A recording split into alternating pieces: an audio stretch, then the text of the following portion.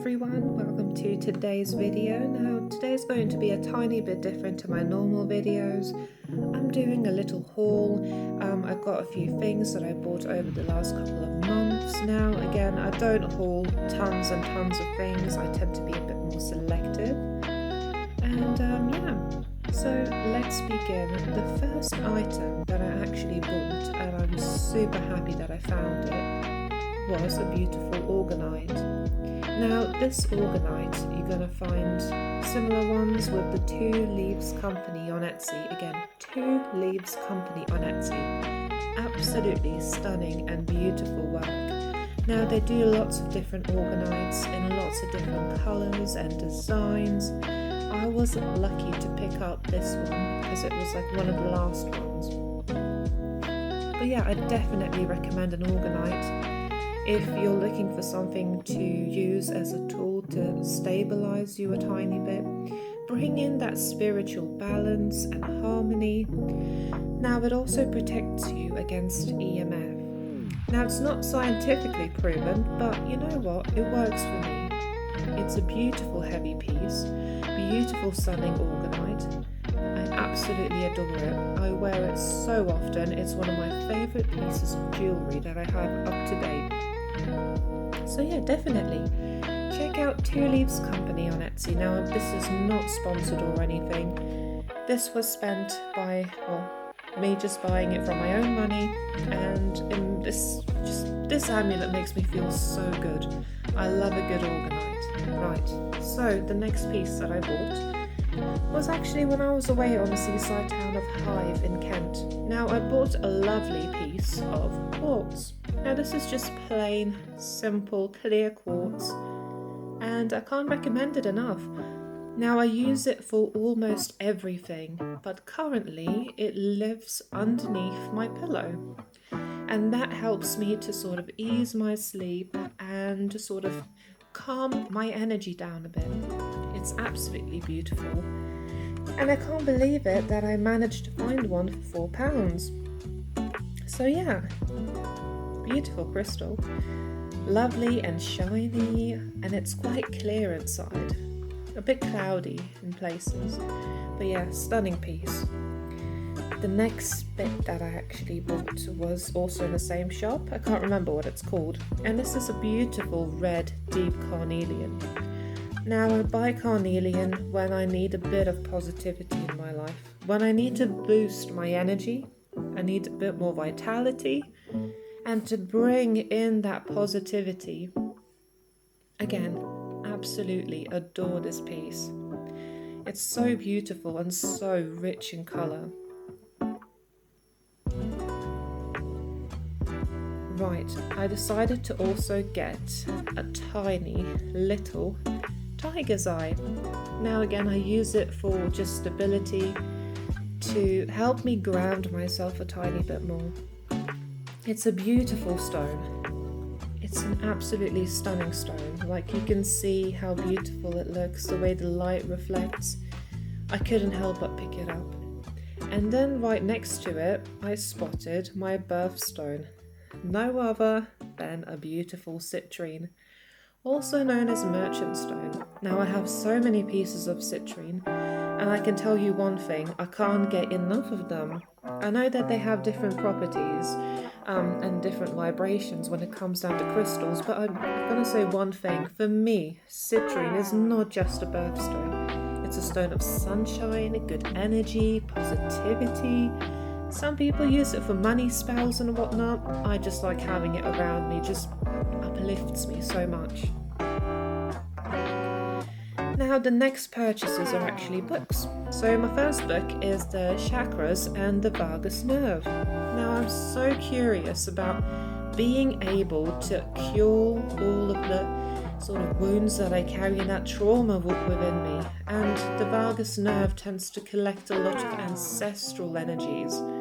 So again, if you want to work through your ancestral trauma and everything else, I do recommend looking into your vagus nerve and how you can work with it. It is a beautiful book. I haven't read it yet, but I did pick it up. I read the back of it. I did flip through it, and I'm really looking forward to sort of working on myself and healing. And I think at this time a lot of us could use some healing in our life. So yeah, I'm really looking forward to working through my chakras, using Reiki, and working through healing my vagus nerve and any ancestral trauma that I might carry. Right. The next book is quite special. It is The Dance of the Sun Goddess. Now, this links in with my heritage. I am partially Lithuanian. I do like looking at the Baltic coastline, the pagan beliefs that surround it. And I was super excited to find this book. And I'm really looking forward to reading it and getting to know my culture and my background a tiny bit more. I am hoping that it's going to help me to connect more with my ancestral energies, those that came before me that I might not even know of. So yeah, I'm really happy about finding this book. I think it's going to be an absolute gem. So yeah, it's quite a fun one. Also, the cover is absolutely stunning. I love the sort of golden yellow colours. I like reds and deep browns. And again, I'm really excited to get into it. Right, moving swiftly onwards, the next book that I decided to purchase was the Midsummer book. Now, this is published by Llewellyn, if I'm not mistaken. And they do a whole series covering the Wheel of the Year. So if you're a new witch and you're aware of the Wheel of the Year and you're looking for some ideas, a bit of lore, a few recipes, just to really bring out your creativity to celebrate the season, I do recommend looking into these books and definitely checking out the whole series. It's absolutely wonderful. I love how all the books can match one another and be in a beautiful set. And I'm so glad that I picked it up. But yeah, lovely book. And each, as far as I'm concerned, like each Sabbath and each season has a different colour, which is quite interesting as well. You can have a really colourful bookshelf. Right, this one is The Instruments of Craft. Now again, I picked this book up at a local bookshop. I was not expecting to find this at Waterstones, but I did. I didn't even know that they stocked it. I've been thinking about buying it before as it was on my wish list on Amazon. But yeah, I'm so glad that I came across it. Now again, I'm looking into working a tiny bit more with different tools in witchcraft and getting to know them a bit better. I feel like I lag behind when it comes down to using tools, your initiative and everything else in the craft. So I'm really hoping that after reading this book, I'll be able to know a tiny bit more about tools, learn something new, and of new ways of implementing those in witchcraft. Right, the next book that I got is, normally I go for anything to do with fire elements. This one is the complete opposite. This is Earth Power by Scott Cunningham. Now, Scott Cunningham has released a wide plethora of books. They're all really good for anyone who's beginning, getting into Wicca, into witchcraft and everything else. He has an entire set of books that are just amazing, full of really useful information. And as sort of autumn's coming in a bit early this year, well, as I'm actually talking about it, it's here already really. I'm looking forward to working more with earth. And then as I transition into winter, I usually pick up fire again. So yeah, I'm really looking forward to connecting with the earth element and using it in my practice to ground myself a bit more. Right, now this book I pre-ordered, Broom Magic. I've always had this fascination with brooms.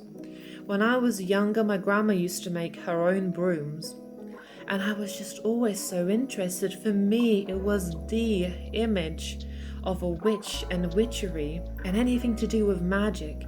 Whenever I saw a broom, I always thought, right, magical things, you know, witches. So I know that broom is very symbolic in witchcraft. It's also a very useful cleansing tool. So I really want to learn more about the broom specifically, not just like the folklore aspects of it, but how to create my own one and pick the right materials and implement it again into my witchcraft, into my daily practice. So yeah, definitely an amazing book. I am so glad that it arrived. We're going into another transitional season now, autumn, and you can go, you know, pick sticks and whatnot. Lots of them do tend to drop around this time and around winter. Or you can just use it during winter as like a crafting, you know, thing. Craft your own broom. You know, when it gets dark and everything else, add that tiny bit of magic into your winter.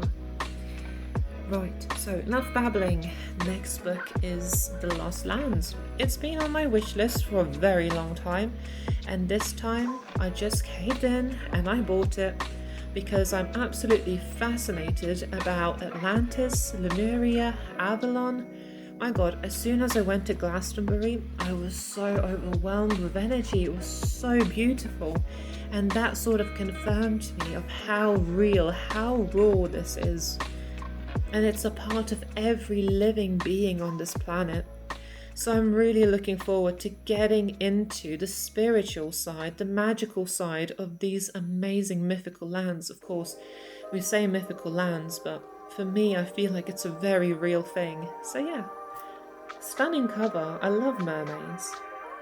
Even though I'm not keen of working with the water element, but still, another stunning book.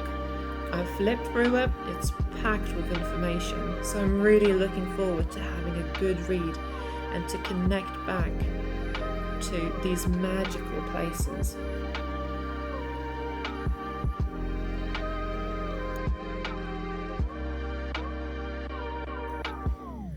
So yeah, the next book that I bought was the Prose Edda. Now, I'm very much into heathenism, into Norse paganism. I connect very deeply with it. And it just holds such a special place in my heart. My son, my firstborn, was actually born on Yule, and it's such a happy celebration for me. Celebrating light, celebrating also the darkness.